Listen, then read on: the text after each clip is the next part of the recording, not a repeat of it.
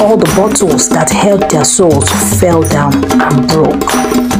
The souls began to gather round Mbali, with their cries of anguish and vengeance filling the night.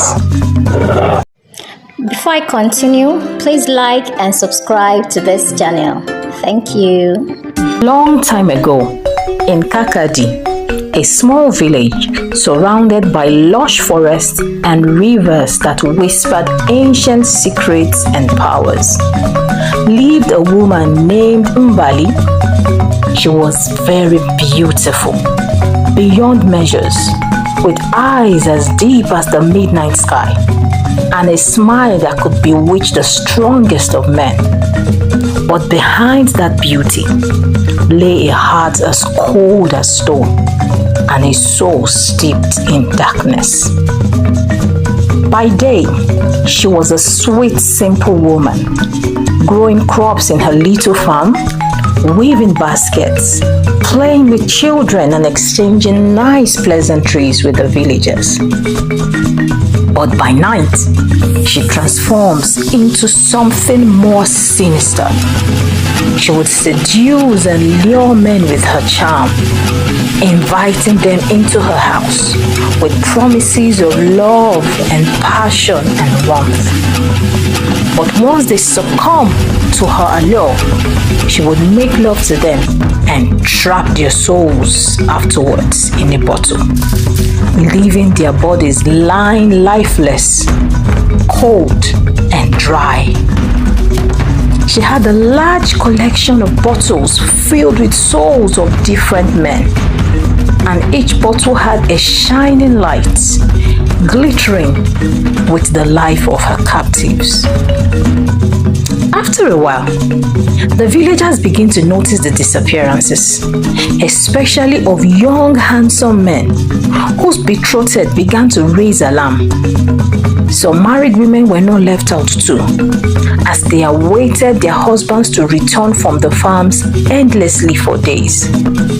But no one ever knew that Mbali was responsible for this.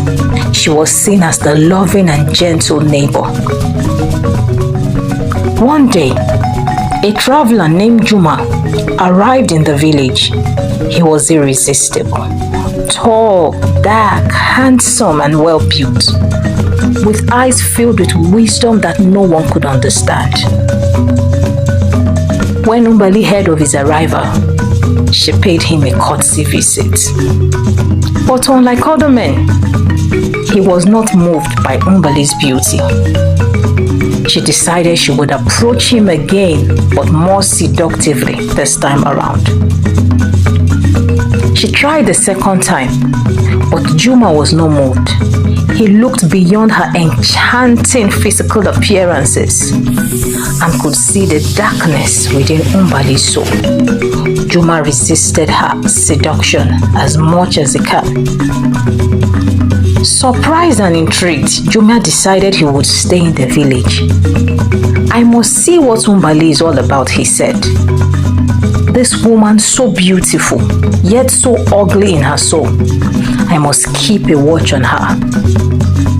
The next day, he went around the village and began to speak to the villagers. And he learned about the strange disappearances of young men and even married men in the villages. The more he learned, the more he was convinced that Mbali was behind it all. "I will find this man. I will expose Mbali," he kept on saying. One day, after preparing her deadly seductive charm, Mbali decided to try her luck again on Juma. She looked at herself in the mirror, admiring her beauty and her perfectly carved body. "No man can resist all of this. I will throw this on Jumia's feet. Let me see how he will resist," she said to herself. As the sun set and the village grew quiet, Mbali made a way to Juma's house. Inside the hut, Juma saw a dark cloud approaching, and he sensed it was Mbali's presence. The evil Mbali is around. I can perceive the stench from her darkness, he said. Quickly, he laid on the bed and pretended to be asleep. As Mbali got to the hut, she tiptoed inside. Seeing Juma on the bed, she smiled. This is a perfect opportunity, she said to herself. She moved closer to him and pulled out a gem from under her wrapper. She sprayed the content on Juma and began to massage him romantically. Juma opened his eyes and smiled. After making love to him, she laid on his chest and began to discuss with him. "What brings you to our village, traveler?" she asked. Her voice so soft, soothing and inviting. "I am a traveler," he replied, "and I am intrigued by your beauty and the secret it holds." Mbali laughed.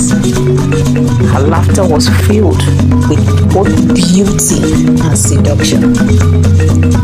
"So you thought you could resist me, Juma?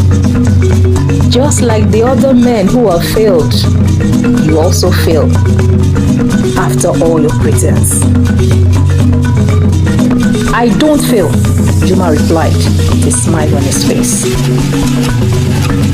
"I only needed deep access into your soul," he whispered. Shocked at his response, Mbali got up quickly, immediately reaching for her seductive charm so she could empty everything on Juma and make him powerless. Looking for this, Juma held the bottle up. She tried to snatch it from him, but he smashed the bottle on the floor. Juma immediately pulled out a small, intricately carved charm from inside his bag. This is not about resistance, Mbali. This is not about seduction. This is not about me. But this is about redemption. Redemption of the souls that you have trapped, Mbali. And for the first time, Mbali felt a twinge of fear. She recognized the charm. "Ah, who are you? Where did you get this charm?" she screamed. For it was an ancient, powerful charm of the great ancestors. A sacred object that was capable of breaking the strongest curse. "Who are you?" she kept on screaming, her eyes narrowing. "I am but a traveler who seeks justice for the souls you have stolen," Juma replied. "Your beauty may trap men, but it cannot hold their spirits forever." Realizing she was in danger, "I've been discovered." She began to shiver from fear. "I've been discovered." Quickly, she ran out of Juma's hut and went straight to her house.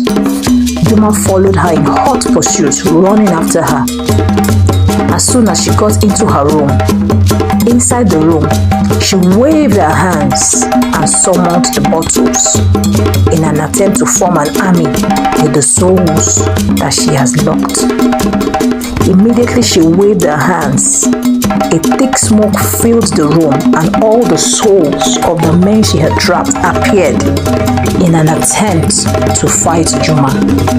"You cannot stop me," she screamed with her voice filled with desperation, but Juma was unmoved. Immediately he raised the charm up and a bright light filled the room. All the souls of the trapped men began to shake, and all the bottles that held their souls fell down and broke. Mbali tried to stop him, but his charms was too strong for her. Before long, the souls began to gather around Mbali, with their cries of anguish and vengeance filling the night. "We must revenge. We must revenge," they kept on saying. Out of fear, Mbali became weak and she fell down to her knees. Her strength had drained as the the soul she had imprisoned turned against her. "Help! Juma, help! Please help me!" she pleaded. For once, her beautiful face twisted in fear. When Juma saw her, he stepped forward as his expression became resolute. "You have taken too much from these men. You have cut short their lives and their destinies, and have caused their loved ones pains and sorrow. But the ancestors will be merciful. You will be spared from this soul, but you must free them so that they can go and find rest with their ancestors," he told her. "But you will not be free from punishment, as a curse will come upon you. From this day forward, you will wander the earth, and your beauty will vanish. You will search for redemption and freedom, but you will never find it.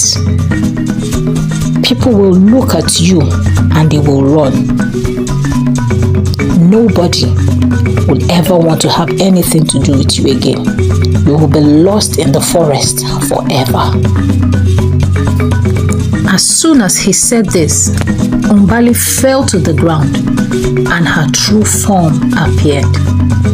She was a very wrinkled old woman that had lived for generations to generations, preserving her youth with the souls of young men. Before long, the villagers heard of Mbali, the soul trapper. They all went there and saw the lifeless bodies of the young men and the husbands of the women in the village. They took the bodies and gave them a befitting burial. Mbali wandered into the forest, never to be heard of again.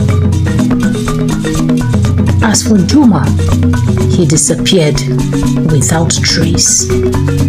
Had he been sent by the ancestors? Was he more than just a mere man? The villagers kept on asking themselves. As the villagers mourned and spoke of the events, Kato, a young boy, listened intently, his eyes wide with wonder. But he had special reasoning. He knew that the story was not yet over, and that Juma's journey had only just begun. For in the forest beyond the village, another darkness was growing, one that would soon require Juma's wisdom and courage once more. Could Mbali be behind this again? Let's keep our fingers crossed. Watch out for part 2.